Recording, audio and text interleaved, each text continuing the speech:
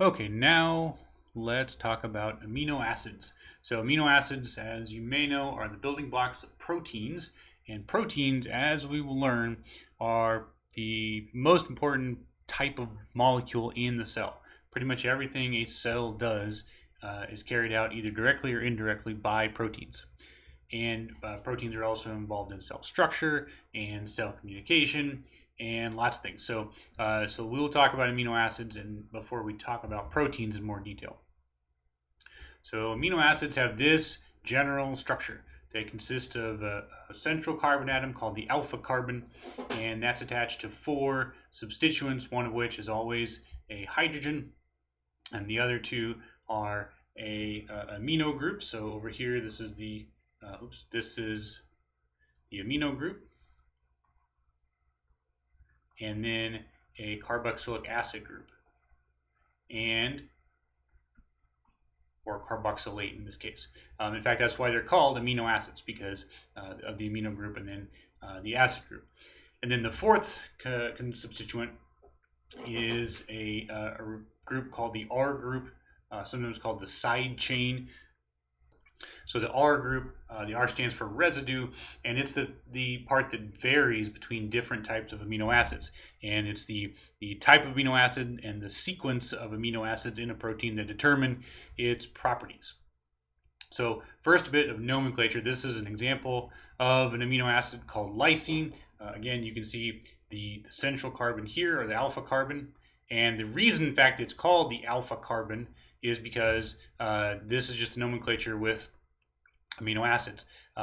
In organic chemistry, we number chains of carbons starting at one end. Technically, the carboxylate carbon is the number 1 carbon of the amino acid. So that's why we don't call this the 1 carbon. Instead, we call it the alpha carbon because it is the carbon that sort of everything else sticks off of. And then the rest of the carbons also, if there are more than one, get Greek letters too. So the next carbon attached to the alpha is called the beta, and then gamma and delta. And so lysine goes all the way to epsilon carbons.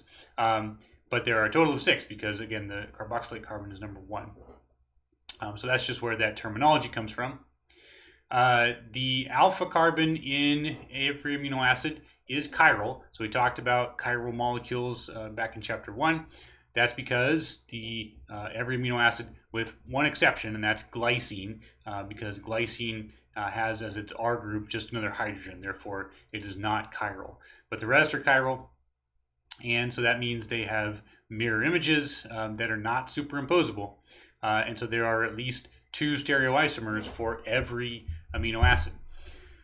And you can see them drawn out here to differentiate the 2 types and to classify them more easily. They're called L or D. Now the L and D nomenclature are different from the R and S nomenclature that we talked about back in chapter 1. It's based on the chirality of another molecule, which is not an amino acid, called glyceraldehyde. So glyceraldehyde is it's just 3 carbons, but it's a chiral molecule where, again, that central carbon is chiral, and it has 2 stereoisomers, one of which we call L, one of which we call D. The reason they're called that, it has to do with something called their optical activity. So chiral molecules, when you pass polarized light through them, through a solution of a chiral solute molecule, it causes the plane of the polarized light to rotate either left or right. And which way it rotates and how much it rotates, you can use to measure the concentration of the different stereoisomers. L actually stands for levorotatory, which means it rotates the light to the left. D stands for dextrorotatory, which means that it turns polarized light beams to the right. And so it turns out that this isomer of glyceraldehyde rotates polarized light to the left, and this one rotates it to the right. So we call this L-glyceraldehyde and D-glyceraldehyde. Now with the amino acids, they also have optical activity. Some rotate to the left, some rotate to the right. But just for convention, we name them L or D, not based on their actual optical activity, but based on how they match with glyceraldehyde. So for example, alanine, L-alanine, is called L because it has a structure that matches L-glyceraldehyde. And by that I mean that the central carbon, the alpha carbon, is attached to its constituents this way. So the way it's drawn like this, with the H to the right, the amino group to the left, and the carboxylate at the top. And the way that the amino acids are drawn to correspond to glyceraldehyde, the carboxylate group is drawn in the position of the aldehyde group of glyceraldehyde, and then the amino group is drawn in place of the OH. So this goes here. This one corresponds to this position. The hydrogens correspond to each other, and then the R group. So the R group for alanine is just a methyl group. It corresponds to the position of the methanol group in glyceraldehyde. So when you draw your amino acid in the same configuration as one of the isomers of glyceraldehyde, if it lines up with L-glyceraldehyde, we call it the L amino acid. If it lines up with D-glyceraldehyde, we call it the D version of that D isomer of that amino acid. And it turns out that all proteins, at least all known biologically active proteins that are produced by cells, use L amino acids as their building blocks. So L amino acids are the configuration of all the amino acids that make up all known biological proteins.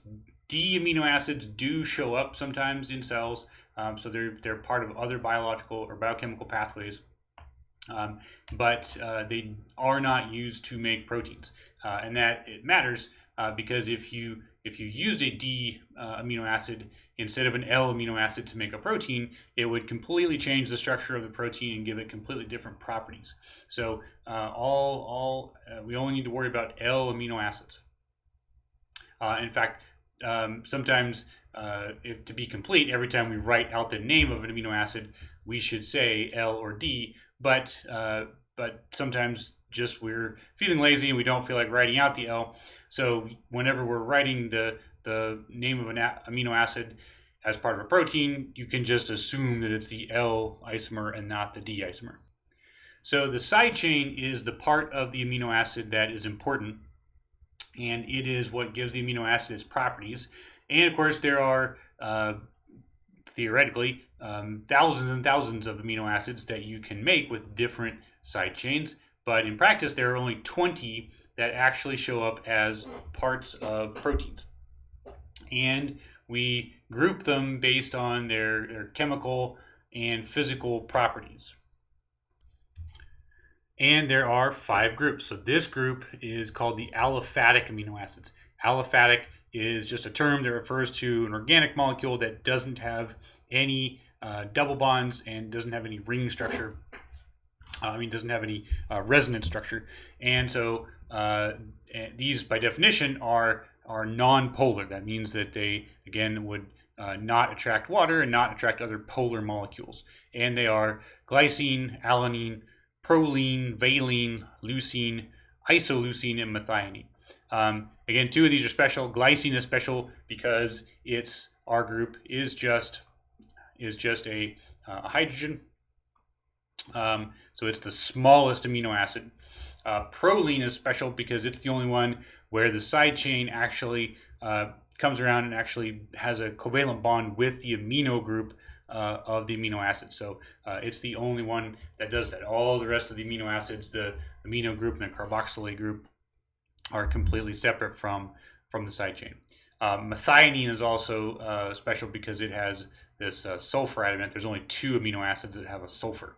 Methionine also is important because in most proteins, actually, when you make a protein out of amino acids, methionine is usually the very first amino acid that gets added. So most proteins have, or at least start off with, methionine residue.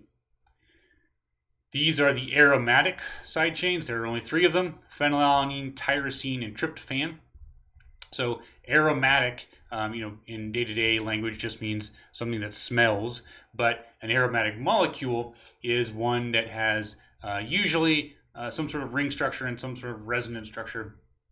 And so that's what each of these has. So phenylalanine has a phenyl group in place of it's basically an alanine. So this is alanine with a phenyl group attached. Tyrosine has the phenyl group with an OH on it.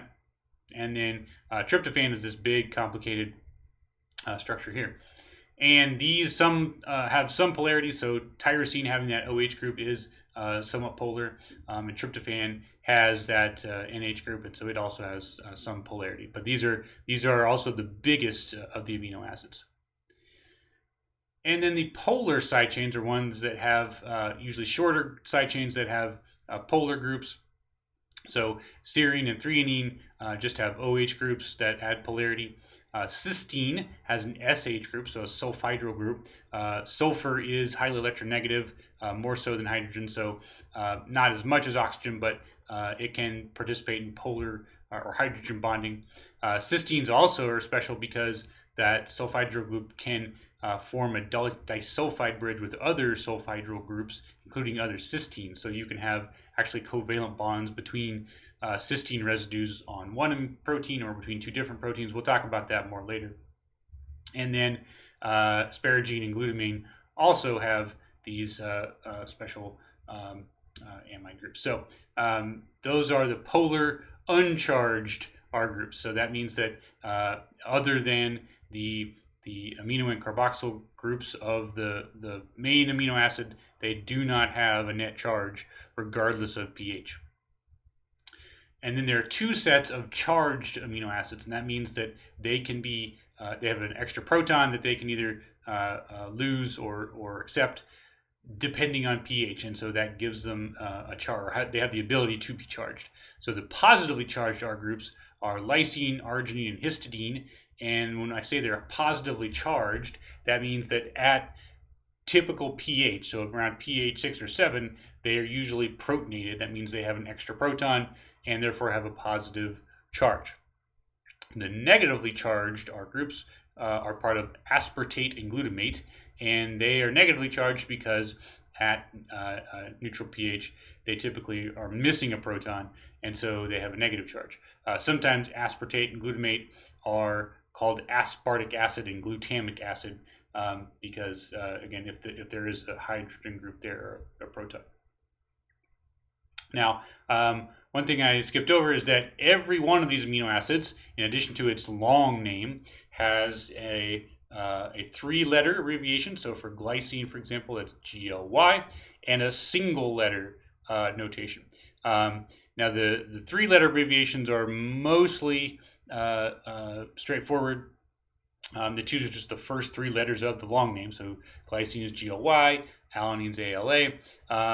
The exceptions to that are isoleucine. So isoleucine, its prefix is, or its 3-letter abbreviation is ILE.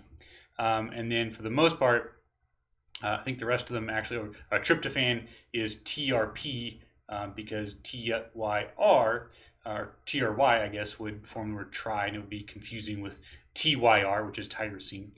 And then ASN refers to asparagine, and GLN is glutamine. So those are different from their first 3 letters. And then the rest of them just use, again, the first 3 letters of the long name. The 1-letter abbreviation is, if it's not the first letter of the long name, it's usually one of the other letters in the name, or they choose a letter that is close or identifies it, because you don't want 2 amino acids with the same single letter abbreviation. So glycine's G, alanine's A, and so on. But then when you get to phenylalanine, phenylalanine uses F because it starts with a PH, and proline already has P. So again, we don't want 2 amino acids that use the same single letter abbreviation. Tryptophan uses the letter W because, again, T is already taken. I guess the letter W kind of should remind you of the structure of tryptophan. That's probably what that designation comes from. Asparagine uses the letter N, and then glutamine uses the letter Q. And then lysine uses the letter K, and arginine uses the letter R. And then the last 2, aspartate and glutamate, get D and E, respectively. Now, you're probably wondering if you need to memorize all of these. You don't need to memorize all of them. I do expect you to know a little bit about the structures of these. So in other words, if I were to show you, let's say, the structure of phenylalanine, I would want you to be able to tell me, is that a polar, a nonpolar, or an aromatic group? So you should be able to identify those. And as we go along, we'll be talking about these a lot. So you'll be able to recognize them. Again, some of the special ones like glycine and proline are pretty easy to remember, as are the big ones like tryptophan and tyrosine. So again, if I give you the name of an amino acid, you should be able to tell me something about it, whether it's polar or nonpolar. You should be able to tell me maybe what it's from the long name. You should be able to come up with a 3-letter abbreviation, and vice versa. The single letter notation you don't need to memorize, but you should be able to tell when you're seeing single letter abbreviations. So a lot of times those single letter abbreviations are used when you're writing out the sequence of amino acids of a big long protein. So if you see just a bunch of single letters strung together into what looks like gibberish, it's probably an amino acid sequence. So you can use that to figure out what the amino acids are. And then again, the overall structures of these, if you can just group them for now, we don't need to memorize the structure of every single one of them. Now, of course, there are lots of other possible amino acids. Those 20 are just the ones that are found in proteins, but you can make lots more amino acids, and lots of other amino acids do exist in the cell and do have an important role. And so there are lots of modified versions of those 20 amino acids that have some biological significance. So some of these are just regular amino acids that have had something added. So 5-hydroxylysine, for example, is just lysine with a hydroxyl group added to that number 5 carbon. 6N-methyllysine is just, again, lysine with a methyl group attached to that terminal amino group. And so on and so forth. You can make big complexes out of these amino acids. This thing's called desmosine, and it consists of 4 different amino acids that are sort of connected together at this central ring structure. Some amino acids are modified by having an atom substituted with something else. So selenocysteine looks a lot like cysteine, but instead of a sulfur atom here, it's got an atom of selenium, and so on. These are just more phosphorylated amino acids are really important. So phosphorylation of proteins is one way to modify protein shape, protein function. So these amino acids, serine, threonine, tyrosine, all 3 of those have OH groups, and so they can be phosphorylated. Methylated amino acids also are a way to modify protein structure. And there's all kinds of other functional groups you can add or take away to protein or amino acids to change their properties. And some amino acids, or these modified amino acids, are also important as intermediates for the synthesis of other amino acids. So, for example, this is the synthetic pathway for arginine. Arginine is made from this substance called arginosuccinate, and that in turn is made from a compound called citrulline, which then in turn is made from something called ornithine. Each of those are amino acids, but they don't exist as proteins. They only exist as intermediates toward the synthesis of again, arginine, which is an actual protein-based or amino acid that's part of protein. So an important property of amino acids is that they are acids, but they also can act as bases. That's because both the amino group and the carboxylic acid group have acid-base properties. So in fact, amino acids in their non-ionic form actually are typically in this structure called a zwitterion. So a zwitterion is any molecule that has a net charge of 0 but may have a positive and negative functional group. And so most amino acids, if they're in their non-ionic form, are actually zwitterions, which means that the proton from the carboxylic acid group is usually attached to the amino group. So it's usually got a positively charged amino group and a negatively charged carboxylate group. And that Zwitter can then act as an acid or a base. So if the proton comes off of that amino group, then the Zwitter will act as an acid. And then if that carboxylate group accepts a proton, it is acting as a base.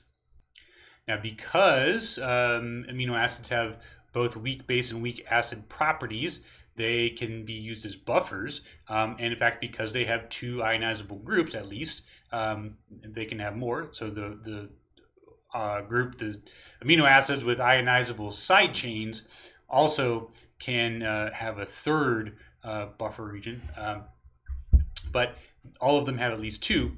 And so that's because the carboxylic acid group has a very low pK, and the amino group has a very high pK.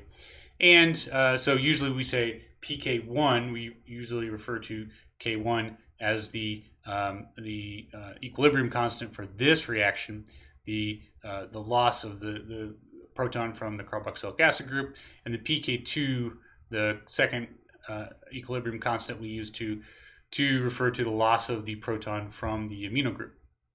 And so for glycine, for example, this is a typical titration curve. So it has a buffering region around 2.34 because that is the pK for that first proton coming off, and then it has another one at 9.6. And so plus or minus, a pH of plus or minus 1 from those spots, glycine will resist large changes in pH, therefore it works as a buffer.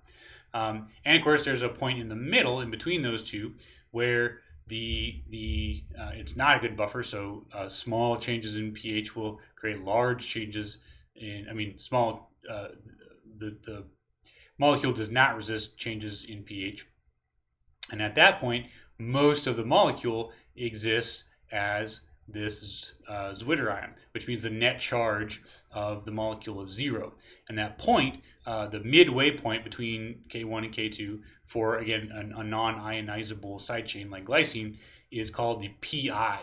PI stands for isoelectric point, or refers to the isoelectric point. And by definition, PI is just equal to the average of the other two pKs. So it's just pK1 plus pK2 over 2. So it should be exactly halfway between those. So again, for glycine, pK1 is 2.34, pK2 is 9.6, PI is 5.97. So every amino acid has a characteristic PI. It turns out the structure of the amino acid does affect the pK for those ionizable groups. So the pK for acetic acid, for example, is about 4.8. That's the simplest carboxylic acid with a methyl group. But the carboxylic acid group of glycine, which is, again, the smallest of the amino acids, has a relatively low pK. So that amino group that's on there lowers the pK because it's easier for that hydrogen to come off of the carboxylic acid group of glycine, because in the Zwitter ion form, where you have a positively charged amino group, the extra electrons from the carboxylate group get kind of stabilized, and so the carboxyl group is more stabilized, therefore it has a lower pK. Similarly, the amino group has a higher pK than it would be if that carboxylic group is not there. So methylamine, that's just a methyl and amino group. It loses that proton at a pretty high pH, but the pH of glycine, or the pK2 for glycine, is lower because, again, the Zwitter ion is more stable. Therefore, it's harder for it to get rid of that proton and lose that stability.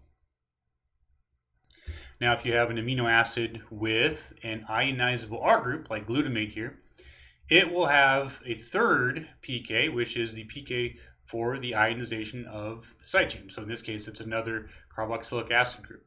So it has a titration curve that looks like this. You have the first pK, which is usually the loss of that number 1 carbon carboxylic acid group, and then the pKr, which is the corresponds to the loss of the proton from, in this case, the side chain carboxylate group. And then pK2 is still the loss of the proton from that amino group. And then Pi in this case is the point, again, it's by definition, it's the point where the net charge of the molecule is 0.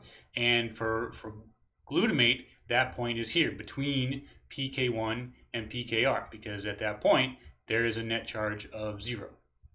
And so the Pi here is equal to pK1 plus pKr over 2. So again, that's the characteristic Pi of glutamate. And then between pKr and pK2, there's another point where the net charge is -1. And that would just be the halfway point between those two values. And then here's another one. Histidine has one of the positively charged amino acids. But because positively charged, that means that it has an extra proton when it is protonated, which is below the pK for the second proton to be lost from the terminal amino group. And in this case, it's halfway between pKr and pK2. So sometimes Pi lies between pKr and pK1, sometimes between pKr and pK2. It just depends on the amino acid. And then here's this table is just from your book. It's just a table of all the amino acids and some information about them. They're listed here with, again, the name, the 3-letter abbreviation, what group they're in, the molecular weight of each one. That's important. Every amino acid has a unique molecular weight except for isoleucine and leucine, which are the same because they're isomers of each other. But that molecular weight is useful because it does tell you, if you know the molecular weight of a protein, you can calculate which amino acids are in it. You can see the pK1 and pK2. pKr, there aren't any ionizable side chains here, so you don't see pKr values for those. There's a Pi value, and then there's something called the hydropathy index. Basically, it's a quantitative measure of how hydrophobic an R group is, and it has to do with the change in free energy to transfer the side chain from a hydrophobic solvent into water. So the higher that number, the more energy it takes to dissolve in water. Things like isoleucine and leucine, which have big aliphatic side chains, they have high hydrophobicity. Proline and glycine are a little weird because of their structures. So they actually have low hydropathy indexes, and you can even see they're the typical occurrence in proteins. So most of these have the same or similar incidence occurrences in proteins. Methionine, now that you might be confused because before I said that all amino acids, all proteins start with a methionine, but as we'll learn later, proteins get modified after they're synthesized, and amino acids can get cleaved off, and the methionine in most proteins actually gets cleaved off. That's why it's not 100% over here. Here are the aromatics and the polars. Again, some of these have ionizable side chains like tyrosine. You can take the proton off of the OH group of tyrosine at a very, very high pH. You can take the proton off of the sulfhydryl group of cysteine at very high pHs too, so that's why they show up there. And these also, again, especially the polar ones, have very low hydropathy indexes because of those polar groups. And then the charged amino acids are all here. Of course, these all have pKRs, and because of those those ionizable groups. And then here, just to kind of show you where all the different amino acids fall in terms of pK1, pK2, and PR, you can see them here. So again, down here at the left, they're sorted here by PI. So down here at the left, the ones with the lowest PI are the aspartate and glutamate, the negatively charged amino acids. So you can also see their pKr is very low. Therefore, the PI is low because it lies between pKr and pK1. And then for most of the rest of them, all of them actually, PI is always in between pK1 and pK2. And then if there is an ionizable side chain, it can affect the position of that. So cysteine, for example, has a very high pK2, but the PI is relatively low because it's between the pKr for that sulfhydryl group is pretty high. And then all the way here at the right-hand side are the positively charged amino acids. So they're the ones where the pi actually is higher than the pK2. That's because the pi lies between pK2 and pr, and because their side chains are positively charged, they have very high pKs. So that's just how those values lay out. And so those the charge and the ability of the amino acid to be protonated only matters for individual amino acids. So if you have a mixture of just loose amino acids, these values are really going to affect how they behave. If you're talking about the amino acids in a protein, of course, the carboxylate groups and the amino groups will not be charged because they will be part of peptide bonds. So really it's just the side chains and then the amino acids on the ends that actually affect the pi. So this is more really just talking about the chemistry of individual amino acids, not that of actual proteins.